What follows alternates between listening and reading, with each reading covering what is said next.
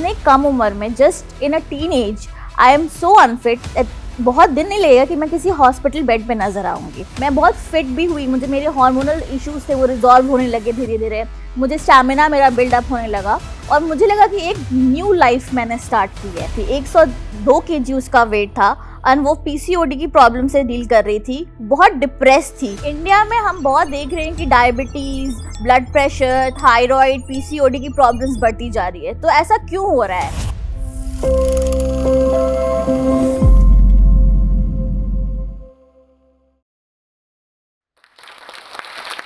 मेरा नाम डाइटिशियन तूबा हिजाब है and I work at मिडाज hospital and I am also a founder of nutri coaster which is a health and fitness website. मेरी journey शुरू हुई जब मैं कॉलेज में थी। मैं उस वक्त माइक्रोबायोलॉजी कर रही थी, मेरी बैचलर्स चल रही थी and I was still a teenager. But उस वक्त मैं बहुत अनफिट थी, मैं ओवरवेट थी, मुझे हार्मोनल इश्यूज थे और मैं बहुत ज़्यादा थक जाती थी काम करने में, थोड़ा भी चलने में थक जाती थी एंड बहुत अनफिट थी। तो उस वक्त मुझे रियलाइज हुआ कि इतने कम उम्र में, just in a teen age, I am so unfit. बहुत दिन नहीं लगेगा कि मैं किसी हॉस्पिटल बेड पे नजर आऊंगी। तो मुझे लगा कि अपनी लाइफ को चेंज करना चाहिए। कुछ फिटनेस के बारे में मैंने पढ़ना शुरू किया, जानना शुरू किया कि फिटनेस क्या होता है, अपने आप को फिट कैसे रख सकते हैं, वेट लॉस कैसे कर सकते हैं। और धीरे धीरे धीरे धीरे मैंने उसको अपनी लाइफ पे इम्प्लीमेंट किया और मैंने एक्चुअली अपनी लाइफ को सेव किया। धीरे धीरे मैंने in the matter of 6 month मैंने ऑलमोस्ट 20 kgs लूज किया और मैं बहुत फिट भी हुई, मुझे मेरे हार्मोनल इश्यूज थे वो रिजॉल्व होने लगे धीरे धीरे, मुझे स्टैमिना मेरा बिल्डअप होने लगा और मुझे लगा कि एक न्यू लाइफ मैंने स्टार्ट की है। एंड फिर मुझे आइडिया आया कि ये एक बहुत लाइफ सेविंग फील्ड है जहाँ पे हम दूसरों की भी हेल्प कर सकते हैं, क्योंकि मेरे जैसे बहुत सारे लोग होंगे जो अपनी हेल्थ से डील कर रहे होंगे। आज के ज़माने में लाइफस्टाइल डिसऑर्डर्स जैसे कि डायबिटीज़ है, लड़कियों में पीसीओडी है, थायराइड है, ये इतने कॉमन हो गए और ऑलमोस्ट हर दूसरा आदमी इससे डील कर रहा है। तो मुझे लगा कि ये एक एज अ सर्विस होगा लोगों के लिए कि मैं दूसरों को भी हेल्प कर सकूं कि वो भी अपनी लाइफ इस तरह से चेंज करें। तो मैंने फिर अपना स्ट्रीम चेंज किया और मैंने मास्टर्स किया dietetics and hospital food services में, क्योंकि हॉस्पिटल एक ऐसी जगह है जहाँ पे लोग सबसे ज़्यादा ब्रोकन एंड सबसे ज़्यादा होपलेस कंडीशन में आते हैं, तो वहाँ पे लोगों की हेल्प करनी चाहिए। तो फिर मैंने हॉस्पिटल में स्टार्ट किया और धीरे धीरे जब स्टार्ट किया तो मुझे लगा कि जब हॉस्पिटल में लोग आते हैं तो ऑलरेडी उनको बीमारी हो चुकी होती है एंड वो डिजीज आ चुका होता है, तो क्यों ना पहले एडुकेट किया जाए लोगों को। And prevention is better than cure, हमने बचपन से सुना है, तो प्रिवेंटिव मेजर्स लिया जाए। तो उसके लिए मैंने एक न्यूट्री कोस्ट नाम का एक स्टार्टअप स्टार्ट किया है जहाँ पे मेरा ये मकसद है कि जो प्रिवेंटिव लेवल्स में उसको सुधारा जाए, लोगों को एडुकेट किया जाए कि हेल्थ पे हमें क्यों ध्यान देना चाहिए। क्योंकि सिर्फ वेट लॉस या सिर्फ बाहर से फिट दिखना इज नॉट अ गोल, अंदर से भी फिट होना चाहिए, अंदर से भी हमारी बॉडी हेल्दी होनी चाहिए ताकि हमें कोई डिजीज ना हो और हम अपनी लाइफ को अच्छे से गुजार सकें। डाइटिशियन मैंने इसीलिए चूज किया क्योंकि आप हॉस्पिटल में एज अ डाइटिशियन काम कर सकते हैं और हॉस्पिटल में लोगों को हेल्प करना और लोगों को सिर्फ मेडिसिन ही हेल्प नहीं कर सकता है, क्योंकि अब हम जानते हैं कि खाना भी इक्वली रोल प्ले करता है मेडिसिन के। मैंने बहुत सारे ऐसे केसेस देखे हैं जहाँ पे 2 लोग हैं और सेम बीमारी से डील कर रहे हैं, बट एक अगर न्यूट्रिशनली फिट है, उसको अच्छा खाना दिया गया है, तो वो ज़्यादा अच्छे रिकवर करता है, उसमें कॉम्प्लिकेशंस कम आते हैं, उसका हॉस्पिटल स्टे कम होता है। तो ये एक बहुत अच्छा सोर्स था लोगों की हेल्प करने के लिए। तो एक खिदमती खल्क के नज़रिए से भी मैंने शुरू किया कि आप डाइटिशियन बनेंगे तो आप हॉस्पिटल लेवल पे जाके आप लोगों की हेल्प कर सकते हैं। मैं आपको एक बहुत इंस्पायरिंग स्टोरी बताती हूँ एक लड़की की जो बहुत ओवरवेट थी, 102 kg उसका वेट था और वो पीसीओडी की प्रॉब्लम से डील कर रही थी, बहुत डिप्रेस थी क्योंकि उसकी शादी होने वाली थी एंड शादी सिर्फ इसीलिए रुकी हुई थी कि उसका वेट बहुत ज़्यादा है। तो उसने जिमिंग ट्राई किया तो और बहुत सारे अनहेल्दी मेजर्स ट्राई किया कि जल्दी से मेरा वेट कम हो जाए। तो जल्दी से वेट तो 1 महीने में उसने कम किया, लेकिन जैसे ही उसने छोड़ा वापस से वेट डबल गेन हो गया। तो फिर वो मेरे पास बहुत ही डिप्रेस्ड एंड हार्ट ब्रोकन आई थी कि अगर मेरा वेट कम नहीं होता और मैं फिट नहीं होती हूँ तो मेरी लाइफ में कुछ नहीं बचेगा। तो फिर हम लोगों ने उसको काउंसलिंग किया कि धीरे धीरे चीजें होती हैं, पॉजिटिव रिजल्ट ओवरनाइट कभी नहीं आता है, आपका वेट ओवरनाइट कभी नहीं बढ़ा होगा। तो स्लोली स्लोली अपनी हेल्थ पे ध्यान दें, आप लाइफस्टाइल हैबिट्स पे ध्यान दें, खाना अच्छा खाना है, सही सोना, स्ट्रेस लेवल कम होना, हाइड्रेशन लेवल मेंटेन करना, सब चीजें मैटर करती हैं। तो उसने धीरे धीरे अब with in a matter of 3 months उन्होंने अपना वेट भी कम किया, उनका पीसीओडी भी रिजॉल्व हुआ, थायराइड की मेडिसिन भी कम हुई और वो अब हैप्पीली मैरिड है एंड फिट है। आपके चॉइसेस सही होने चाहिए खाने में, जैसे कि अगर मैदे वाली चीज़ों को छोड़ के आप होल ग्रेन चीज़ें लें। और बहुत सारे मिसकंसेप्शन है कि अगर हम डाइट कर रहे हैं तो वो महंगा होगा, इसलिए लोग जनरली उस पे जाते नहीं है। बट हमें अपने रूट से जुड़ना है। कभी भी दाल चावल और सब्जी ये कभी भी महंगा नहीं हो सकता है पिज्ज़ा या बर्गर से। तो जो हमारा ट्रेडिशन था, जो हमारा रूट था कि घर का खाना, साफ खाना, वो खाना है, बाहर की चीज़ें नहीं खानी है, टाइमिंग सही होनी चाहिए। और जनरली फीमेल्स में हम देखते हैं कि वेट गेन ज़्यादा होता है क्योंकि हमारी बॉडी उस तरह से बनी होती है कि फैट सेल्स ज़्यादा होते हैं।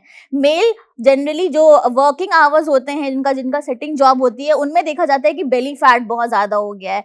तो वो चीज़ों का ध्यान रखना है कि अगर आपकी सिटिंग जॉब है, आप वर्किंग है, तो आप उस अपने मूवमेंट्स को रखें कि हर आधे घंटे पे 1 घंटे पे उठ के आप थोड़ा टहल लें, 5 मिनट 10 मिनट का वो स्मॉल चेंजेस अपनी जिंदगी में आप लाएंगे तो आप बड़े चेंजेस इवेंचुअली देखेंगे। जहाँ तक एक्सरसाइज की बात हो तो हमारे पास योगा है, बहुत सारे लोग जिमिंग करते हैं, घर पे एक्सरसाइज करते हैं। तो what is the best source, आप कौन सी चीजें करें, तो वो सोलली डिपेंड करता है कि आपकी लाइफ कैसी है। बहुत सारे जो वर्किंग लोग हैं उनके पास उतना टाइम नहीं होता है, तो वो क्विक वर्कआउट के लिए आप जिम कर सकते हैं, बट कंसिस्टेंसी मैटर्स कि आपने 1 दिन किया, 2 दिन किया, फिर छोड़ दिया, तो वैसे कोई आपको रिजल्ट नहीं मिलेगा। बहुत सारे लोग, खास करके जो फीमेल्स होती हैं, उनकी बॉडी के लिए योगा बहुत अच्छा होता है। आप अपनी जिंदगी से आधा घंटा तो जरूर निकाल सकते हैं कि आप योगा करें, स्ट्रेचिंग एक्सरसाइज करें, घर पर ही करें।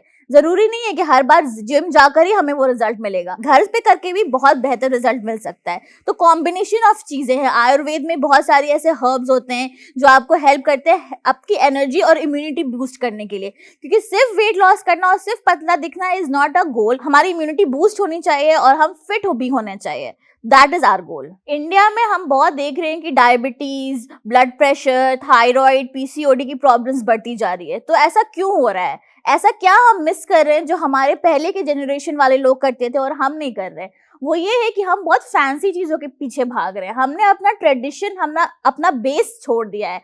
वो घर पे बैठ के सबके साथ खाना और जमीन पे बैठ के खाना, वो चीज छोड़ के हम सब टेबल पे आ गए हैं। और डाइनिंग टेबल पे या तो हम अकेले खा रहे होते हैं या तो जितने लोग हैं उतने हाथ में फोन है। तो ये जो डिस्कनेक्शन हुआ है, ये जो सोशल मीडिया और इंटरनेट पे जो हम अपना पूरा वक्त करते हैं, वो हमारा ब्रेन जो है वो भी फंक्शन नहीं कर पाता। खाने के टाइम में जो सारा फोकस फोन पे रहता है, तो हम क्या खा रहे हैं, हमें क्या न्यूट्रिएंट्स मिल रहे हैं, वो ब्रेन प्रॉपर्ली फंक्शन कर ही नहीं पा रहा है। तो हमारी बॉडी में रिजल्ट मिल ही नहीं पा रहा है। तो हमें अपने ट्रेडिशन की तरफ जाना है। खास करके मैं जहाँ से आई हूँ, बिहार से, वहाँ पे जब मुझे प्रॉब्लम हुई तो बहुत सारे लोग ऐसे नहीं थे जो मुझे हेल्प कर सकते थे। बहुत सारे डाइटिशियन, ये इस तरह का अवेयरनेस नहीं था। तो मैंने सोचा कि इस जगह को भी वो अवेयरनेस मिलनी चाहिए, हम यहाँ पे भी सीखें, यहाँ पे भी लोगों को बताएं कि क्या गलत है और क्या सही है। आप क्यों इतनी जिंदगी में आगे भागने की कोशिश कर रहे हैं कि आप अपना हेल्थ ही खो दे रहे हैं, कि इवेंचुअली आप कितना भी करियर में सक्सेसफुल हो जाइए, मनी कांट बाय हेल्थ। अगर आपका हेल्थ खराब होगा